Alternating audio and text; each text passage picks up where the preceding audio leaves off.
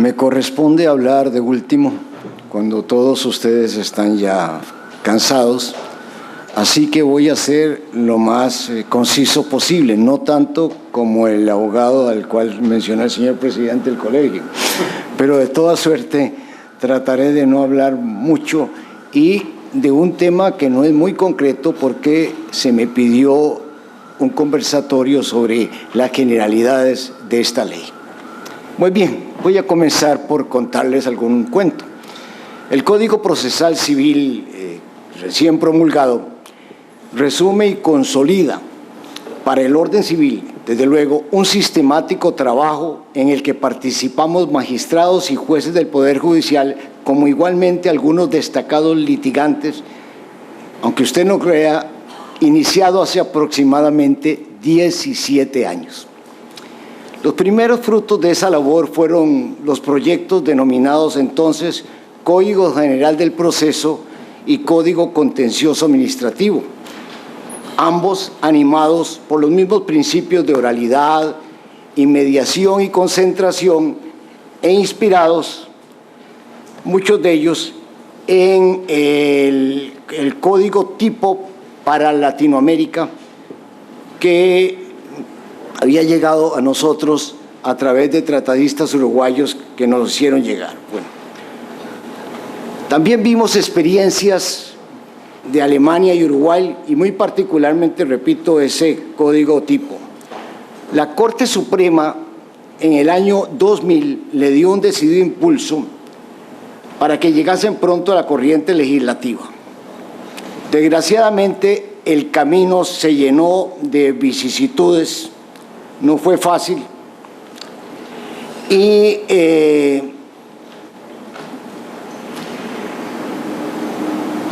no se logró entonces que la corriente legislativa llegaran esos proyectos.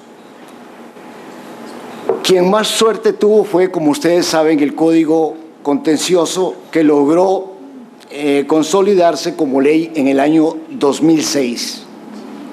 Mientras tanto, el Código General se acotó y se decantó como Código Procesal Civil y ya no como Código General, con agregados muy importantes y muy valiosos sobre procesos especiales en que participaron otros destacados juristas costarricenses. De manera que no es sino 15 años después, luego de varias versiones de ese código, que finalmente llegamos a su promulgación.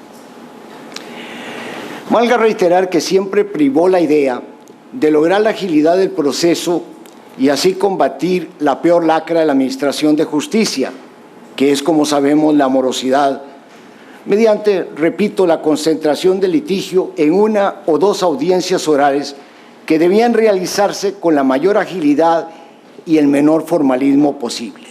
Ahora bien, los que participamos en aquella labor estuvimos siempre impuestos que este instrumento normativo, aunque indispensable para apurar los procesos, no era en modo alguno suficiente, sino venía aparejada de un cambio de mentalidad y actitud de los jueces que iban a actuar esa regulación. El cambio propendía no solo a la agilización, sino sobre todo a la humanización del proceso. Y como pivote esencial de este cambio, se requería un servidor judicial proactivo, capaz y estudioso, con una voluntad proclive a dirimir del modo más sencillo, práctico y célere posible los conflictos que le sometían a su conocimiento. Lo que ciertamente, hay que aceptarlo, no es fácil de lograr. Por suerte, la Escuela Judicial viene desde hace tiempo trabajando en este empeño y espero que ahora, con un código que entrará en vigencia en 2 años y medio, lo intensifique. La propia normativa del actual código enfatiza el carácter meramente instrumental del proceso para que no se haga de este un fin en sí mismo. La práctica escrita había trastocado esta finalidad, convirtiendo al proceso en un juego de artilugios donde priva la maña y la astucia más que la razón. La experiencia de los procesos penal y contencioso administrativos es por eso muy valiosa en orden a tener claro cuáles son las virtudes y sobre todo las falencias que ofrece el procedimiento oral por audiencias para aprovechar sus ventajas y enfrentar racionalmente sus vicios. Está fuera de cuestión que el éxito de este nuevo insumo exige para su consolidación no solo un juez probo, capaz y diligente, sino además con la personalidad y el carácter suficiente para no dejarse envolver en las triquiñuelas oratorias del litigante o en los recursos meramente dilatorios. En suma, un juez como reclamado don Luis Paulino Mora, reeducado en la oralidad, con suficientes conocimientos del derecho de fondo y singularmente del derecho disputado en la contienda, un juez capaz de discernir entre la paja y el grano, siempre atento a la realidad del conflicto sobre las externalidades del caso. Es de suyo claro que la oralidad y la inmediación le van a permitir un mejor conocimiento de las pretensiones y de los hechos al juez, muy diferente del que se logra a través del proceso escrito. Pero esta ventaja debe ser aprovechada para hacer más fácil y expedita la justicia.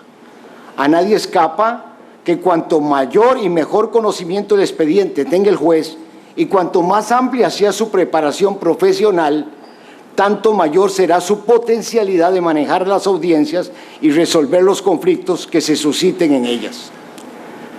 La objetividad de un juez no se ve medrada porque haya estudiado con antelación a la audiencia respectiva la demanda, las excepciones y toda la documentación pertinente. La teoría del juez virgen, tan en boga en el proceso penal, me parece, con todo respeto, absurda. Esta actitud dirigida a dirimir las diferencias le ha de llevar a buscar primero, cuando ello sea posible, desde luego, la solución negociada del conflicto, es decir, la autocomposición del mismo. Si toda la controversia no puede mediarse, al menos ha de hacer un esfuerzo por mediar aquello negociable dentro de la controversia, para facilitar la labor de los jueces que atenderán la audiencia de fondo. No debe verse la conciliación como un trámite más, como desgraciadamente ocurre hoy con demasiada frecuencia, sino como una oportunidad de obtener la mejor justicia que se puede lograr, que es aquella que las mismas partes consienten. Este esfuerzo es consustancial, por lo demás, con la dimensión humana que se pregona de la justicia, que está en el origen y la razón misma de esta reforma. El rol del juez de la audiencia preliminar es fundamental para una buena administración. Sin perjuicio de su función juzgadora, porque sabemos que también puede juzgar ciertos casos, debe velar porque las partes, los hechos y las pretensiones sean las pertinentes y adecuadas para el debido juzgamiento del caso. Ni quitar lo necesario, ni mantener lo superfluo. Es una tarea difícil, pero sin ella el proceso se distorsiona y la justicia se resiente. La labor del tribunal en la audiencia de prueba no debe descansar exclusivamente en el ponente o presidente. Todos deben participar activamente. Desde luego, es el ponente quien tiene la mayor responsabilidad en la conducción de la audiencia, pero sus compañeros deben auxiliarlo en la toma de los datos más relevantes de esta para facilitar luego la confección de los hechos, pues hay que recordar que es muy corto el tiempo con que se cuenta para el dictado de la sentencia. Ya lo señaló el señor presidente, 2 y 5 días después de concluida la segunda audiencia.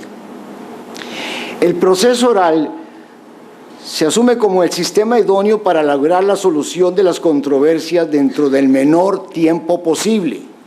La morosidad endémica y dramática del proceso escrito, en particular la de los procesos ordinarios, es la negación misma de la justicia y lo que ha determinado en mayor medida la reforma. Desde luego, no se puede ignorar que la litigiosidad del costarricense y el correspondiente congestionamiento de los tribunales explica en parte esa morosidad, pero también es causa determinante de ella la falta de compromiso de muchos jueces, a quienes no les importa el tiempo y ven como letra muerta los plazos. De hecho, excepcionalmente encontramos algún juez que cumpla con lo que dispone el artículo 151 del actual Código Procesal, pese a que está redactado como una obligación y no como una potestad. El nuevo código ciertamente impone plazos muy cortos y, contrario a lo que dispone el artículo 143 del vigente, establece la improrrogabilidad de ellos no solo para las partes y los auxiliares de la justicia, sino incluso para los propios juzgadores, pues no los excusa precisamente de esa improrrogabilidad. Pero por otra parte, en el numeral 5 del nuevo código, califica como una potestad de los tribunales dictar las resoluciones dentro de los plazos legales y no como un deber o como una obligación, que es lo deseable. Yo espero que los nuevos jueces, pese a esta normativa poco compulsiva, se empeñen en cumplir con los plazos y no dilatar injustificadamente las audiencias y los fallos, como desgraciadamente ya está ocurriendo en otros procesos orales. Pues de otro modo, todo el esfuerzo y los buenos propósitos que han alentado la promulgación de este nuevo código se convertirán, a mi juicio, en una nueva frustración para la justicia civil costarricense. Muchas gracias.